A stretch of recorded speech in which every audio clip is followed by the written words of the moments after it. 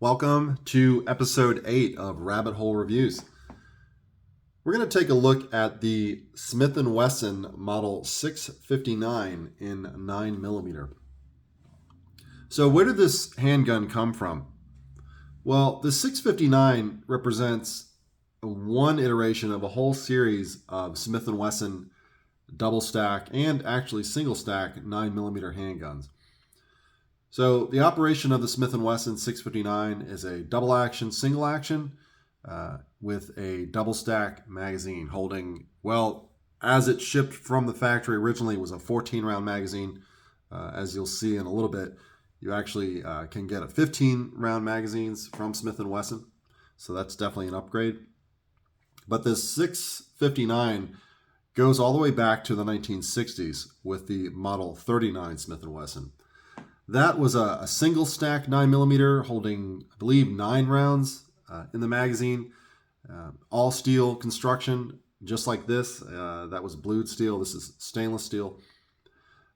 That gun, the Model 39, was used by the Navy SEALs in Vietnam. And then from that Model 39, you had a whole series of subsequent designs, like the Model 59, which is a double action, single action like this, holding 14 rounds, an earlier design. The Model 59 is a gun that I hope to review in the somewhat near future, so look for that on my channel as well. So what you're looking at in terms of technology and the era that this was produced in, so this had a relatively short run of production ranging from 1985 through 1988. There were 3 generations of the Smith & Wesson 9mm. So you had the Generation 1, which includes guns like the 39 and the 59. Generation 2, like the 459 and in this case, the 659. And then you have Generation 3, which also had a pretty short-lived run, which is like the 5906 series and stuff like that. By the time the 3rd generation had run its course, you're looking at roughly 1993. So they had approximately a 30-year run, plus or minus a few years there, over 3 generations. I think what happened is these guns hit a point in U.S., or I would say pistol technology in general, where they became uncompetitive simply because they're too expensive to make for what they are. This is considered a duty handgun. It's really overbuilt in every way. Attention to detail is really nice. The design features, it's just a really classy handgun. And it's competing in segments where Glock filled the niche. You're looking at, police issue. Not the 659, but I believe the 459 competed in the XM9 pistol trials. So it was very much considered and marketed as a duty pistol. This is not a match gun, even though it does have what looks like target sights we'll get to in a minute. This is just such the aesthetics of this gun. I mean, of course, we can get into that. The aesthetics scream 1980s. And well, because it is from the 1980s. You're looking at a 1985 production run. I could have sworn I've seen this gun on Miami Vice. It might have been a 10mm, I'm not sure. But you do see guns like these in movies. So, for example, it was featured in Reservoir Dogs. Multiple characters in that movie had that pistol. And also, I think Matthew McConaughey's character in The Lincoln Lawyer had this gun. I have to go back and rewatch that movie. It's been a while, so don't quote me on that. So, as you can probably guess by the overall dimensions, this is a large handgun, and it is heavy, coming in at about 1 3/4 pounds empty with a 14-round magazine. We're going to go ahead and put that on the scale in a little bit to test those numbers. Overall length is 7.44 inches, has a barrel length of 4 inches, double action, single action, of course, as we discussed, it's in 9mm parabellum. The trigger weights, we'll get to those. I think it's roughly 10-12 pounds. It seems to be in that range, and roughly half that in single action. They're very good triggers for what they are. They're definitely duty grade triggers. There's nothing match about it. But I had no problems shooting quite well with this gun. Probably because the thing weighs so much that it soaks up pretty much any recoil that a 9mm round's going to have to offer.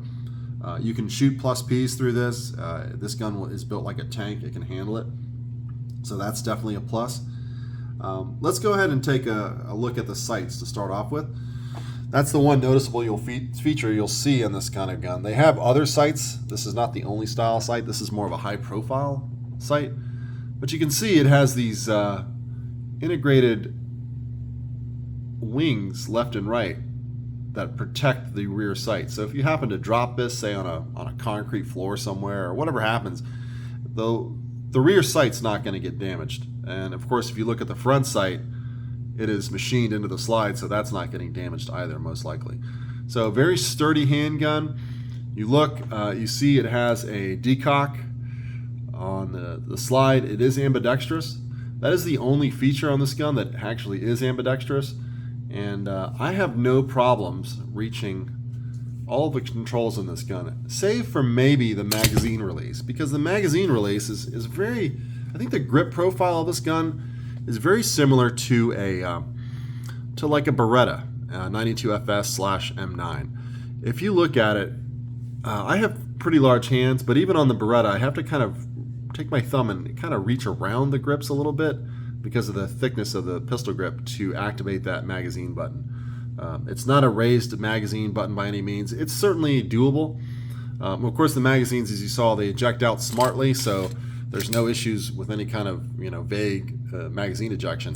They fly right out of there, so that's definitely a plus. Of course, the slide release, very prominent, and it goes far enough back where my fingers can reach it.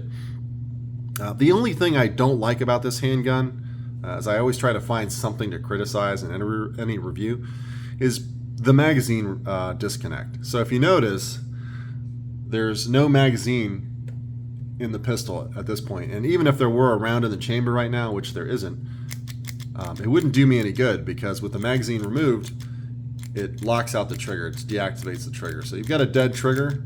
Now you can still decock the weapon, but that's the extent of what you can do. And that's definitely you got to wonder how many people have actually copied the magazine disconnect from Browning. Not many. And you look in 2022, there's not too many manufacturers that I know of, off the top of my head, that use a magazine disconnect. I think it's doctrinally, and I think just overall, it has been proven to be somewhat, in my mind, it's kind of worthless. In best case scenario, it's worthless. Worst case scenario, it can be a liability and get somebody killed. But again, this gun is not for carry, at least in my mind.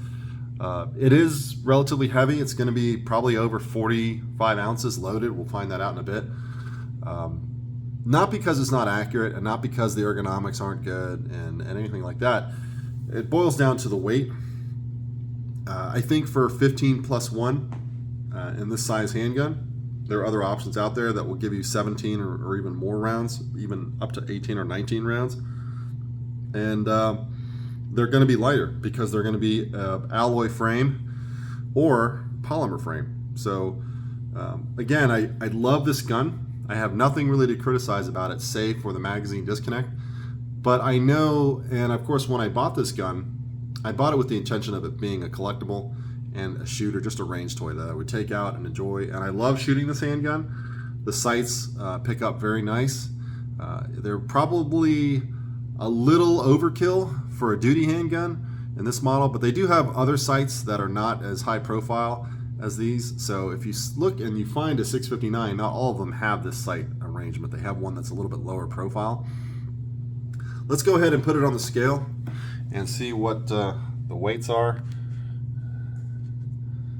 I'm not going to make any predictions other than it's going to be over 45 ounces loaded. But let's see what the empty weight is. All right.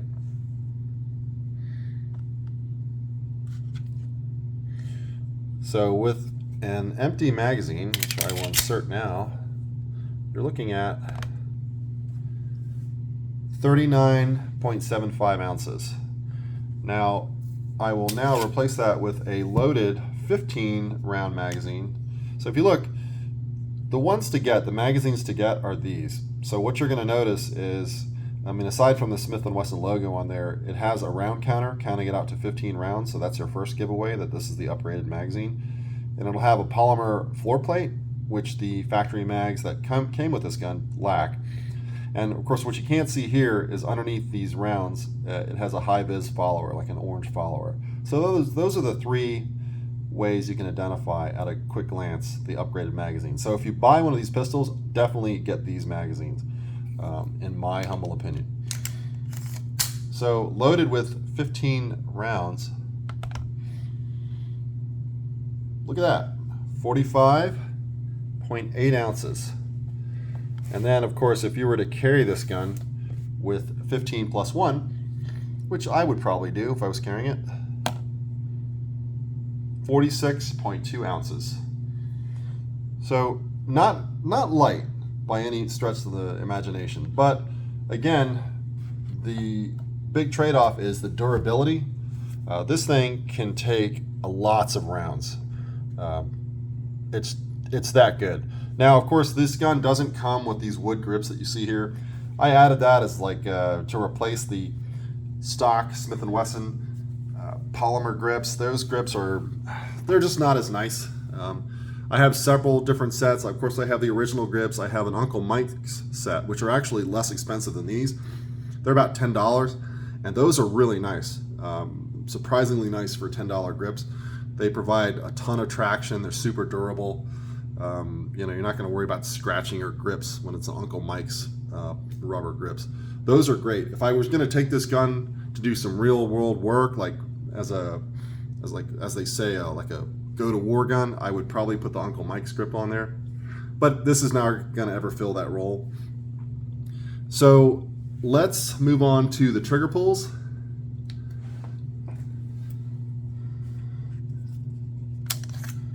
We will show the weapon clear. Just ignore all that cosmoline you see in there. This gun is kind of in a deep storage situation for me. A lot of these guns I have, I shoot them, I make sure that they fit and function and everything else, I zero them, and then they get kind of mothballed. And this is part of the mothball fleet, if you will. So now I have to reinsert even an empty magazine in the pistol just to test the triggers. So that's that magazine disconnect getting in the way. So we'll try double action first, because if I were to carry this gun, of course, it would be round in the chamber, hammer decocked, and first trigger pull would be a double action.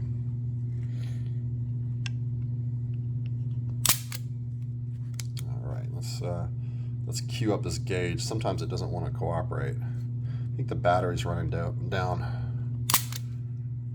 All right, so 12.8 pounds. Reset for another one. 11.6 pounds.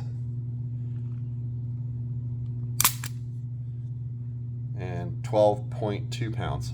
So roughly 12 and a half pounds for double action. That feels about right. Do the single action, because that's really the trigger pull that you're going to use 90% of the time.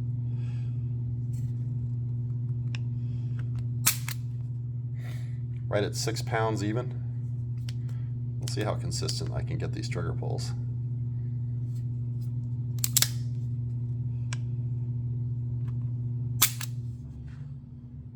.8 pounds, very close. And one more time.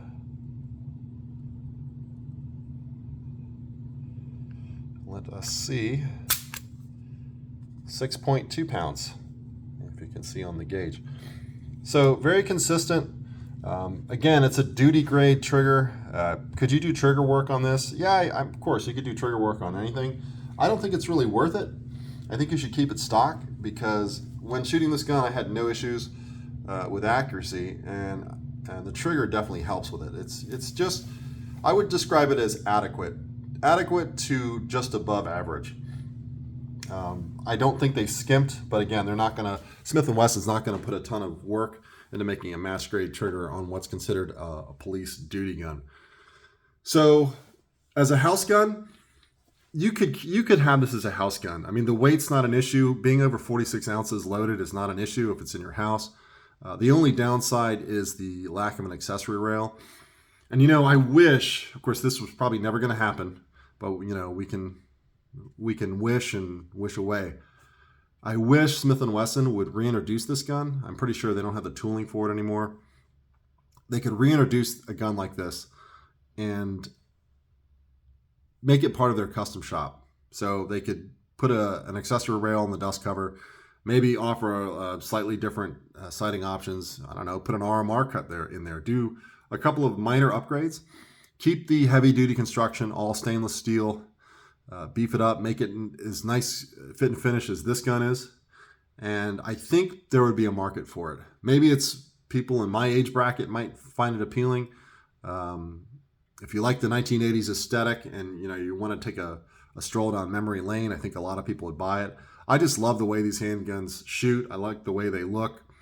If nothing else, this thing will double as a hammer if you run out of ammunition. I mean, it's built like a tank. I know we went over that, but so yes, you could have it as a house gun.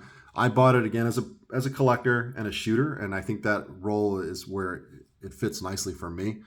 And that's all I have for you guys on this review. This has been a review of the Smith & Wesson Model 659 in 9mm.